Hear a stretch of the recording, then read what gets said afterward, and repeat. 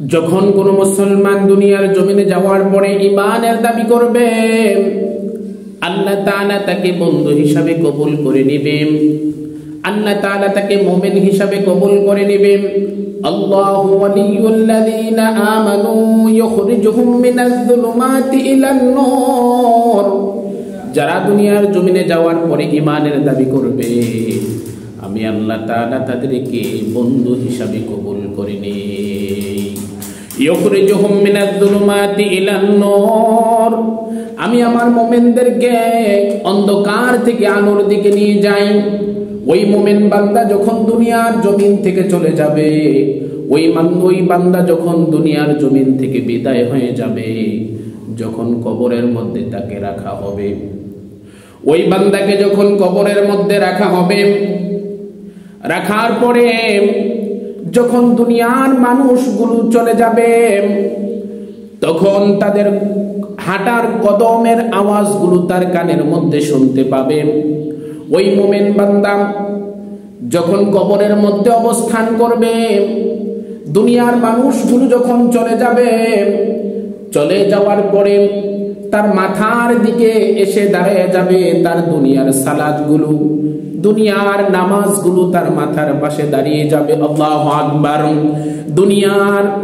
দুনিয়ার নামাজ গুলো তার মাথার পাশে দাঁড়িয়ে যাবে, ডান দিকে দাঁড়িয়ে যাবে তার সাওম গুলো, বাম দিকে দাঁড়িয়ে যাবে তার যাকাত গুলো, পায়ের দিকে দাঁড়িয়ে যাবে তার নফল ইবাদত গুলো, দান সদকা গুলো।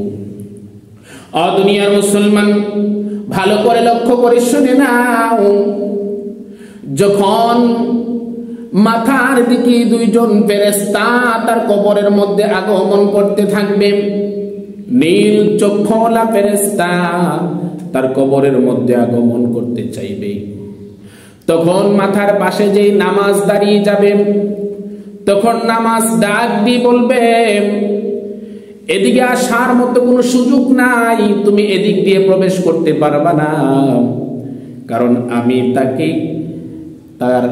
তাকে পরি দেওয়ার জন্য এখানে দাঁড়িয়েছি। তুমি এদিক দিয়ে প্রবেশ করতে পারবে না, এদিক দিয়ে ঢোকার মতো কোনো জায়গা নেই, কারণ এই বান্দা দুনিয়ার জমিনের মধ্যে যখন কর্ম করেছে, দুনিয়ার জমিনে যখনই কাজ করেছে, আল্লাহ তাআলার নাম যখন ঘোষণা হয়ে গিয়েছে, মসজিদ থেকে যখন মুয়াজ্জিন আজান দিয়েছে, এই বান্দা কোনোদিন নামাজ ছাড়ে নাই, এই বান্দা ওয়াক্ত মতো নামাজগুলো সঠিকভাবে আদায় করেছে। রাত্র গভীরে একমাত্র আমার আল্লাহ তাআলাকে রাজি খুশি করার জন্য আমার আল্লাহ তাআলাকে নামাজ আদায় করেছে। দুনিয়ার মুসলমান ইমানদার লক্ষ্য করে শুনে নাও, ওই বান্দা যখন নামাজ আদায় করেছে, কিন্তু তার চিন্তা হলো দুনিয়ার কেউ তার প্রশংসা করবে এমন চিন্তা ছিল না, দুনিয়ার কেউ তাকে নামাজি বলবে এমন চিন্তা ছিল না, কেউ তাকে ফরেজগার বলবে এমন চিন্তা ছিল না। একমাত্র আমার আল্লাহ তাআলাকে রাজি খুশি করার জন্য নামাজ আদায় করেছে, আমার আল্লাহ তাআলাকে সন্তুষ্ট করার জন্য নামাজ আদায় করেছে। এই বান্দার পাশে আমি দাঁড়িয়েছি, এদিক দিয়ে ঢোকার মতো কোনো অবস্থান নেই। যখন ফেরেশতা ডান দিক দিয়ে ঢুকতে চাইবে, তখন সাওম বলবে, রোজা বলবে, এদিক দিয়ে ঢোকার মতো কোনো অবস্থান নেই, এদিক দিয়ে প্রবেশ করার মতন কোনো অবস্থান নেই, কারণ এই বান্দা দুনিয়ার জমিনের মধ্যে সব সময় আমার আল্লাহ তাআলাকে রাজি খুশি করার জন্য উপহাস ছিল, আমার আল্লাহ তাআলাকে ভয় করে না রোজাগুলো রেখেছে। দুনিয়ার কেউ তাকে রোজাদার বলবে এজন্য রাখে নাই, দুনিয়ার কেউ তার প্রশংসা করবে এজন্য রোজা রাখে নাই, একমাত্র জাহান্নামকে ভয় করিয়া এই বান্দা রোজা রেখেছে, জান্নাতের আশা করিয়া এই বান্দা রোজা রেখেছে, কবরের আযাবের চিন্তা করিয়া এই বান্দা রোজা রেখেছে। দুনিয়ার মানুষের প্রশংসা পাওয়ার জন্য বান্দা রোজা রাখে নাই, দুনিয়ার মানুষ তাকে ভালো বলবে এজন্য রোজা রাখে নাই, একমাত্র আমার আল্লাহ তাআলাকে রাজি খুশি করার জন্য রোজা রেখেছে। এদিক দিয়ে প্রবেশ করার মতো কোনো জায়গা নেই। এদিক দিয়ে তুমি ঢোকার মতো কোনো অবস্থান নেই, চলে যাও। ফেরেশতা যখন বাম দিক দিয়ে ঢুকতে চাইবে, তখন জাকাত ডাক দিয়ে বলবে, না, এদিকে ঢোকার মতো কোনো অবস্থান নেই, এদিকে ঢোকার মতো কোনো জায়গা নেই, এদিক দিয়ে তুমি প্রবেশ করতে পারবা না। কারণ হলো এই বান্দা দুনিয়ার জমিনের ভিতরে যত টাকাগুলো আছে, যতগুলো সম্পদ আছে, সবগুলো আমার আল্লাহর কথা মতো চালিয়েছে। দুনিয়ার জমিনে সম্পদের মায়া কম ছিল, টাকার মায়া কম ছিল। আমার আল্লাহ তাআলা তাকে সম্পদ দিয়েছেন, আমার আল্লাহ তাআলা তাকে টাকা দিয়েছেন, অর্থ দিয়েছেন। এগুলো একমাত্র আল্লাহ তাআলা যেভাবে বলেছেন সেভাবে ব্যয় করেছেন। আল্লাহ তাআলা যেভাবে খরচ করতে করেছেন এভাবে তিনি খরচ করেছেন। কাজে এদিক দিয়ে ঢোকার মতো কোনো অবস্থান নেই, এদিক দিয়ে তুমি ঢুকতে পারবা না। কারণ এই বান্দা দুনিয়ার জমিনের মধ্যে যদি টাকার মায়া করত, অর্থের মায়া করত, যদি সম্পদের মায়া করত, ওই বান্দা দুনিয়ার জমিনে অনেক কিছু করতে পারত। কিন্তু ওই বান্দা যত টাকা জাকাত আসছে সবগুলো হিসাব করে দিয়ে ফেলেছে, কিন্তু এদিক দিয়ে ঢোকার মতো কোনো অবস্থান নেই। ও দুনিয়ার মুসলমান, মাথার দিক দিয়ে ঢুকতে পারবে না, ডান দিক দিয়ে ঢুকতে পারবে না, বাম দিক দিয়ে ঢুকতে পারবে না। যখন ফেরেশতারা পায়ের দিক দিয়ে ঢুকতে চাইবে, তখন ওই ফেরেশতাদেরকে ডেকে বলবে, এদিক দিয়ে ঢোকার মতো কোনো জায়গা নেই, এদিক দিয়ে প্রবেশ করার মতো কোনো জায়গা নেই। কারণ হলো এই বান্দা দুনিয়ার জমিনে থাকা অবস্থায় বেশি বেশি দান সদকা করেছে, বেশি বেশি নফল ইবাদত করেছে, বেশি বেশি তাহাজ্জুদের সিজদা দিয়েছে, মানুষের সাথে সুন্দর আচরণ করেছে, মানুষের সাথে নম্র আচরণ করেছে, কোনো মানুষের অন্তরের মধ্যে কষ্ট দেয় নাই, কোন মানুষের মনের মধ্যে ব্যথা দেয় নাই। আমরা এখানে দাঁড়িয়েছি, এদিক দিয়ে ঢোকার মতো কোনো অবস্থান নেই। আল্লাহু আকবার। দুনিয়ার মুসলমান, এজন্য দুনিয়ার জমিনের মধ্যে আপনি যতদিন থাকবেন ওয়াক্ত মতো নামাজ যদি আদায় করেন, নামাজ আপনার কবরকে পাহারা দিবেন। আপনি যদি সঠিকভাবে রোজা রাখেন, ওই রোজা আপনার কবরকে পাহারা দিবে। আপনি যদি সঠিকভাবে যাকাত দেন, ওই যাকাত আপনার কবরকে পাহারা দিবে। আপনি যদি নফল ইবাদত সুন্দরভাবে করেন, ওই নফল ইবাদতের সওয়াব আপনার কবরকে পাহারা দিবে। হাদিস শরীফের মধ্যে এসেছে, সূরা মুলক তার কবরের মধ্যে যাবে। শুধু কবর নয়, সূরা মুলক যেই বান্দা দুনিয়ার জমিনের মধ্যে বেশি বেশি তেলাওয়াত করবে, পবিত্র জুমার দিন তেলাওয়াত করবে, জুমার রাত্রে তেলাওয়াত করবে, যেই বান্দা প্রতিদিন ঘুমাইতে গিয়ে সূরা মুলক তেলাওয়াত করবে, ওই বান্দা শুধু কবর নয়, ওই মুমিন বান্দার জন্য হাসরের ময়দানে, কিয়ামতের ময়দানেও তার জন্য আল্লাহর কাছে তর্ক বিতর্ক শুরু করবে। আল্লাহু আকবার। তর্ক বিতর্ক শুরু করে দিবে আর বলবে, এই বান্দাকে জান্নাতে নেওয়া পর্যন্ত আমার দায়িত্ব।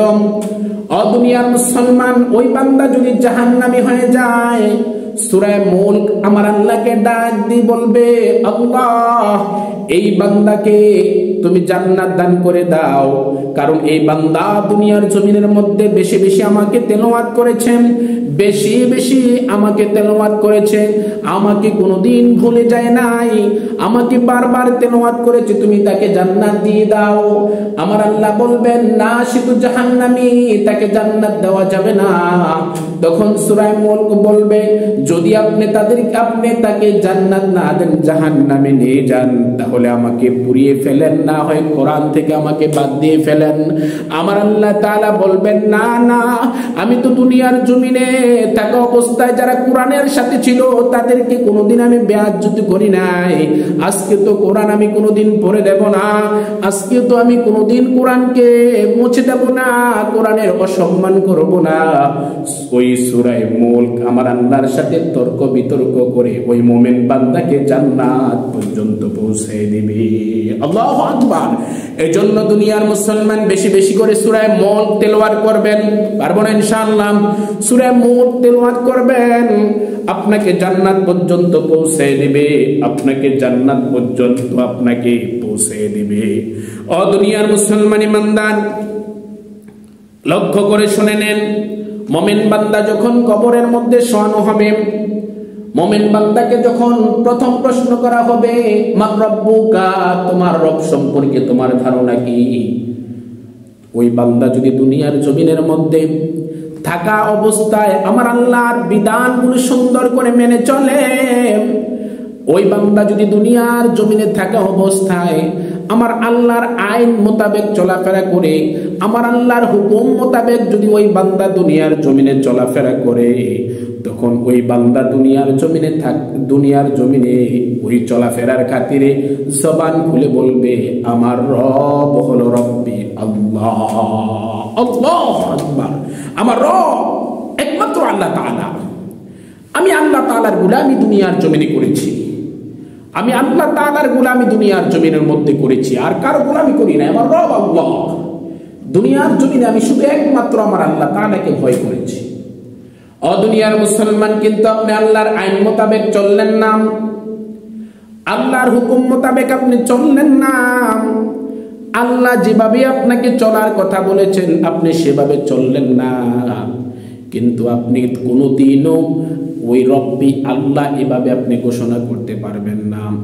আপনি যদি দুনিয়ার জমিনের মধ্যে অনার্স মাস্টার্স যতই পড়াশোনা আপনার থাকুক না কেন, আপনার যদি এই আল্লাহর দিন সম্পর্কে, আল্লাহ সম্পর্কে যদি আপনার আমল না থাকে, আল্লাহর হুকুম মোতাবেক না চললে আপনি কোনোদিন এই ঘোষণা করতে পারবেন না।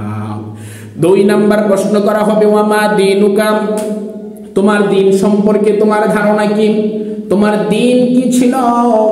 ও দুনিয়ার মুসলমান, আপনি যদি আল্লাহ তাআলার দ্বীনের মধ্যে থাকিয়া আল্লাহ তাআলার কথাগুলো আপনি শুনেন, আল্লাহ তাআলা যে আমাকে আপনাকে ইসলাম একটা ধর্ম দিয়েছেন, ওই ধর্মের অনুযায়ী যদি আপনি চলাফেরা করেন, পরিপূর্ণভাবে যদি আপনি দ্বীনের মধ্যে ঢুকেন, ওদখুলু ফিস সিলমি কাফা, পরিপূর্ণভাবে যদি আপনি ইসলামের মধ্যে দাখিল হন, তখন আপনার জবান থেকে সুন্দর করে আওয়াজ চলে আসবে আমার দিন ছিল ইসলাম। কিন্তু আপনি দুনিয়ার জমিনের মধ্যে ইসলাম অনুযায়ী চলাফেরা করেন না, এই দিনের মধ্যে থাকিয়া আমার আল্লাহর বিরোধিতা করেছেন, ইসলামের বিরোধিতা করেছেন, কোরআনের বিরোধিতা করেছেন। যদি করার পরে আপনি দুনিয়ার জমিন থেকে যান, কোনোদিনও আপনি আপনার দিন যে ছিল ইসলাম, এটা আপনি কোনোদিনও বলতে পারবেন না।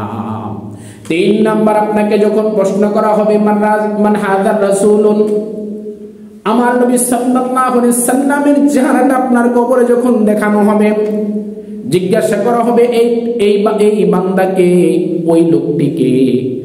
বান্দা যদি মুমিন হয়ে থাকেন, বান্দা যদি আল্লাহ তাআলার প্রকৃত গোলাম হয়ে থাকে, তখন সাথে সাথে বলবে এটা তো আর কেহ নয়, আখিরি পয়গম্বর জনাবে মুহাম্মদুর রাসূলুল্লাহ সাল্লাল্লাহু আলাইহি ওয়াসাল্লাম, যেই নবীর জন্য পৃথিবীর জমিনে জীবন দিতে আমি প্রস্তুত ছিলাম। আল্লাহু আকবার। যেই নবীর জন্য আমি পৃথিবীর জমিনের মধ্যে জীবন দেওয়ার জন্য প্রস্তুত ছিলাম, আমাদের আখির নবী, আমাদের শ্রেষ্ঠ নবী জনাবে মুহাম্মদুর রাসূলুল্লাহ, সকলে পড়ি সাল্লাল্লাহু আলাইহি ওয়াসাল্লাম। ও দুনিয়ার মুসলমান ইমানদার শুনে নেন, আর যদি আপনি মুমিন বান্দা না হন, আপনি যদি আল্লাহ তাআলার প্রকৃত গোলাম না হন, আপনি যখন দুনিয়ার জমিন থেকে চলে যাবেন, কবরের মধ্যে যখন আপনাকে প্রশ্নটি করা হবে, আপনি বলবেন আমি কিছুই জানি না, লাদ্রি, আমি কোনো কিছুই জানি না। ও বান্দা শুনে রাখো, তুমি যদি বলো আমি কিছুই জানি না, আল্লাহর পরিচয় জানতে চাইলে তুমি যদি বলো আমি কিছু জানি না, তোমার ধর্মর পরিচয় জানতে চাইলে তুমি যদি বলো আমি কিছুই জানি না, তোমার দিন সম্পর্কে যদি চাই জানতে তুমি বলো জানি না, তোমার নবী সম্পর্কে নবীর পরিচয় জানতে চাইলে তুমি যদি বলো আমি কিছুই জানি না, ও বান্দা উপায় থাকবে না, উপায় থাকবে না, উপায় থাকবে না। কবরের আযাব থেকে বাঁচতে হইলে একমাত্র আমার আল্লাহ তাআলার কথাগুলো, আমার নবীর তরিকায় দুনিয়ার জমিনে চলে যেতে হবে। সাইয়্যিদিনা হযরত ওমর রাদিয়াল্লাহু তাআলা আনহু বলেন, ও দুনিয়ার মুসলমান শুনে নাও, আমি যখন দুনিয়ার জমিন থেকে চলে যাব, আমার কাপনের কাপড়টা মধ্যম পন্থার কাপনের কাপন দিবা। সকল সাহাবারা প্রশ্ন করেছেন, কেন? আমিরুল মুমিনিন, আপনাকে কেন মধ্যম পন্থার কাপড় দেব? হযরত ওমর রাদিয়াল্লাহু তাআলা আনহু বলেন, যেই কাপড়টা তোমরা আমাকে দিবা, আমার যদি আমল ভালো হয়, আমার আল্লাহ তাআলা এই কাপড় খুলে আমাকে জান্নাতের পোশাক পরিয়ে দিবে। সুবহানাল্লাহ। আর যদি তোমরা আমাকে যে কাপড়টা দিবা, আর যদি আমার আমল খারাপ হয়, আমার আল্লাহ তাআলা এই কাপড়টা খুলে আমাকে জাহান্নামের পোশাক পরিয়ে দিবে। ও দুনিয়ার মুসলমান, লক্ষ্য করে শুনে নাও। সাইয়্যিদিনা হযরত ওমর রাদিয়াল্লাহু তাআলা আনহু বলেন, আমার কবরটা বেশি বড় করার প্রয়োজন নেই, আমাকে শুধু কেবল রাখতেই পারলেই চলে, এতটুকু ভাবে আমার কবরটা করবা। সাইয়্যিদিনা হযরত ওমর বলেন, যদি আমার আমল ভালো হয়ে যায়, আমার যদি আমল সুন্দর হয়ে যায়, আমি যদি দুনিয়ার জমিনের মধ্যে আল্লাহর কথা অনুযায়ী চলিয়া থাকি, আমি যদি কোরআন সুন্নাহ অনুযায়ী যদি চলিয়া থাকি, আমার আল্লাহ তাআলা এই ছোট্ট কবরটাকে প্রশস্ত করে দিবেন। আর যদি দুনিয়ার জমিনের মধ্যে আমার আল্লাহ তাআলার কথাগুলো আমি না মানি, আমার নবীর তরিকায় যদি আমি না চলি, আমি যদি দুনিয়ার জমিনের মধ্যে মানুষের যে হকগুলো আছে, হকগুলো যদি আমি বুঝাইয়া দিতে না পারি, আমার আমল যদি সুন্দর না হয়, কাল কিয়ামতের ময়দানে এই কবরটাকে আমার আল্লাহ আরো সংকীর্ণ করে দিবে। ও দুনিয়ার মুসলমান, আমি আপনাকে কি বুঝাইতে চাইলাম? আমি বুঝাইতে চাইলাম যে সাহাবী দুনিয়ার জমিনে থাকা অবস্থায় জান্নাতের সার্টিফিকেট পেয়েছেন, ওই জান্নাতের সার্টিফিকেট পাওয়া পাত্র একজন সাহাবী যদি এমন ধরনের কথা বলিয়া থাকেন, আমার আর আপনার অবস্থানটা কি হবে? আমার আর আপনার পরিস্থিতিটা কি হবে? ও দুনিয়ার মুসলমান ইমানদার, লক্ষ্য করে শুনে নাও। হযরত উসমান রাদিয়াল্লাহু তাআলা আনহু যখন কবরের পাশে দিয়া যাইতেন, যখন কোন কবরস্থান সামনে পড়তেন, চোখের পানি দিয়া দাড়িগুলো ভিজিয়ে ফেলতেন। অন্যান্য সাহাবীরা বলেছেন, ও হুজুর, আপনি কেন কবর দেখলে এত কান্না করেন? আপনি যদি কোনো জান্নাতের আলোচনা শুনেন এভাবে কান্না করতে দেখি নাই, জাহান্নামের আলোচনা শুনলো এভাবে কান্না করতে দেখি নাই, কিন্তু আপনি কবর দেখার পরে এভাবে কেন কান্না করেন? হযরত ওমর উসমান রাদিয়াল্লাহু তাআলা আনহু বললেন, ও সাহাবীরা, শুনে নাও, এই পরকালের জন্য কবরটা হলো প্রথম ঘাটতি, কবরটা হলো প্রথম স্টেশন। এই স্টেশন থেকে যেই বান্দা রক্ষা পেয়ে যাবে, আস্তে আস্তে করে পরের স্টেশনগুলো তার জন্য এভাবেই সহজ হয়ে যাবে। জান্নাতে মানুষ পাওয়া যাবে, জাহান্নামে মানুষ পাওয়া যাবে, ফুলসিরাতে মানুষ পাওয়া যাবে, মিজানের পাল্লায় মানুষ পাওয়া যাবে, কিন্তু কবর এমন একটি জায়গা যেখানে কোনো মানুষের কোনো লেশ পেশ থাকবে না। এজন্য দুনিয়ার মুসলমান ইমানদার, দুনিয়ার জমিনে থাকা অবস্থায় সব সময় আমার আল্লাহকে ডেকে ডেকে বলবা, আল্লাহ, এই কবরের জীবনটা, বরজাখের জীবনটা আমার যেমন সুন্দর হয়ে যায়, আর এই কবরের জিন্দেগিটা সুন্দর করার জন্য দুনিয়ার জমিনে বেশি বেশি আমল করতে হবে। আমার আল্লাহ তাআলার হুকুমগুলো আমার নবীর তরিকায়, সুন্নাত তরিকায় মানিয়া চলতে হবে। আর যদি আপনি না মানেন, কবরের জিন্দেগি আপনার জন্য সুন্দর হবে না।